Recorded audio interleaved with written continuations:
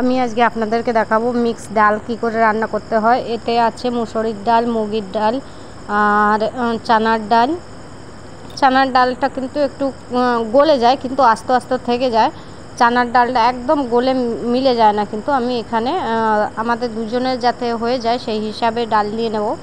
2-3 minute আমি ডাল নিয়ে নেব। দেখতে পারো ডালে যদি একটু রাজমা হয়, একটু মটরের ডাল হয়, তাহলে কিন্তু আরই খুব সুন্দর লাগে। এতে আর একটু তার মধ্যে একটা পোকা দেখা গেল, দেখতে পারো। এতে মসুরির ডাল কিনে আনছে দোকান থেকে, মসুর ডালে হালকা ফুলকা একটা দুটো পোকা আছে যাহা তাক। আমি এগুলোকে একটু সাফ করে দেখে নেব এতে পোকা আর আছে কি না আছে। কায়দা করে দেখার পরে এটাকে আমি কায়দা করে ধুয়ে নেব। দেখতে পারো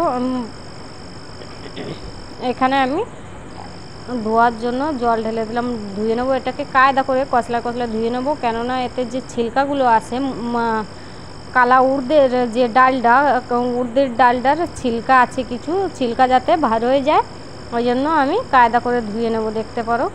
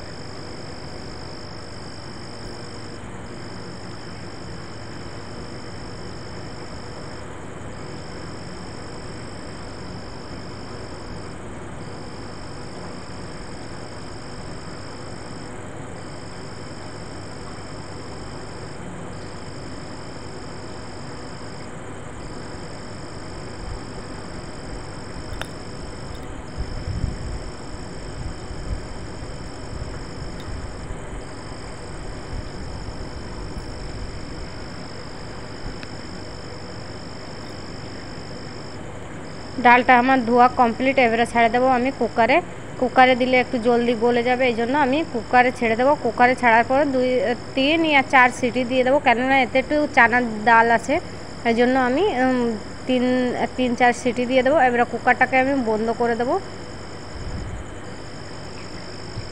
এতে কিছু লবণ দিয়ে দেবো আর কিছু হলুদ। চানার ডালটা একটু আস্ত থাকে গেছিলো, ওই জন্য আমি লবণ আর হলুদ দেওয়ার পরে আমি ফিরে আবার এটাকে বন্ধ করে আরেকটা সিটি দিয়ে দেব।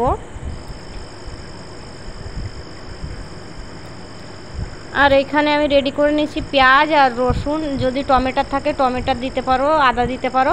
আর এখানে নিয়ে নিয়েছি শুকনো লঙ্কা, যে কাঁচা লঙ্কা ভালোবাসো সে কাঁচা লঙ্কা দিতে পারে, আর কিছু জিরে। এবার আমি কড়াইতে দিয়ে দিছি তেলটাকে একটু গরম করে নেবো কায়দা করে। আর এখানে আমি ডালটা খোলার চেষ্টা করছিলাম। ডালটা খোলার পরে তারপরেও কিছু চানার ডালটা যেটা হয় সেটা মানে পুরো ঠিক করে গলে, মানে ঠিক করে মেলে না চানার ডাল। এখানে আমি কড়াইটা গরম হওয়ার পরে দিয়ে দিলাম জিরে আর শুকনো লঙ্কা। এটাকে একটু কায়দা করে ভাজি করে নেব। দেখতে পারো।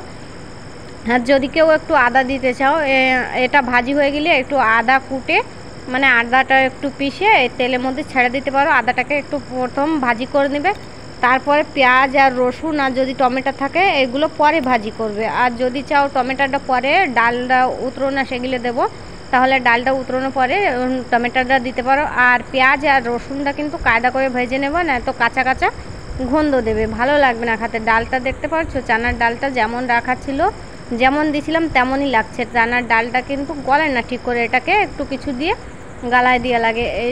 আর আমার এদিকে ভাজিটা কমপ্লিট হয়ে আসছিল। দেখতে পারো আমি এটাকে একটু কায়দা করে ভাজি করে নিচ্ছি যাতে কাঁচা কাঁচা না লাগে। আর এখানে আমার পেঁয়াজ আর রসুনটা কিন্তু ভাজি কমপ্লিট হয়ে গেছে। আর আমি এখানে ডালটা ছেড়ে দিলাম। ছেড়ে দেওয়ার পরে এতে একটু গরম জল ছেড়ে দিলাম, যাতে একটু জলটা একটু বেশি হয়, ঝোলটা একটু বেশি হয়। মেলা ঝোল দিবে না, কিন্তু যার যেরকম পছন্দ, কেউ কেউ হালকা ডাল পছন্দ করে, কেউ কেউ গাঢ় ডাল পছন্দ করে, যার যেমন পছন্দ তেমনই দিয়ে দিবে। আর এতে আমি লবণ আর হলুদ কিন্তু পয়লা থেকে দিয়ে রাখিছিলাম, ওই জন্য আর লবণ হলুদ দেবো না। দেখতে পারো ডালটা কত সুন্দর কালার আসছে, খেতেও কিন্তু খুবই সুন্দর লাগে। মিক্সড ডাল কার কার পছন্দ আছে প্লিজ একটু কমেন্ট করবেন। মিক্সড ডালটা খেতে কিন্তু খুবই টেস্টি লাগে। এখানে দেখতে পারো আমার রান্নাটা কমপ্লিট হয়ে গেছে।